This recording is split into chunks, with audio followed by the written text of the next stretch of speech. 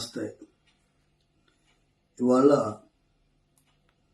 తిరుమల పాదాల దగ్గర తిరుపతిలో వారాహి డిక్లరేషన్ని ప్రపంచం ముందు ఆవిష్కరించబోతున్నటువంటి పవన్ కళ్యాణ్ గారికి చిలుకూరు బాలాజీ వెంకటేశ్వర స్వామి వారి దివ్యమైన ఆశీర్వాదాన్ని బలంగా ఉండేటట్టుగా స్వామివారిని ప్రార్థిస్తున్నాం.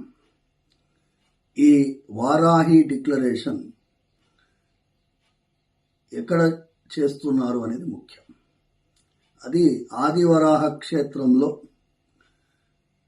తిరుమల వెంకటేశ్వర స్వామి కలియుగ ప్రత్యక్ష దైవంగా కొలి ఉండేటటువంటి క్షేత్రంలో ఆయన దర్శన అనంతరం సనాతన ధర్మరక్షణ బోర్డుని స్థాపించే దిశగా, అదే సమయంలో సనాతన ధర్మానికి పూర్వ వైభవాన్ని తీసుకురావడాని కోసం ఏమేమి ప్రయత్నాలు చేయాలో వాటన్నిటినీ కూడా సూచనప్రాయంగా ఈ డిక్లరేషన్లో పొందుపరుస్తారని, ముఖ్యంగా ఈ దేశం రామరాజ్యం, దాన్ని మన రాజ్యాంగబద్ధంగా ఆర్టికల్ 26లో ఆర్టికల్ 26 అనేది రామరాజ్యానికి పునాదిగా ఉండేటటువంటి అధికరణం.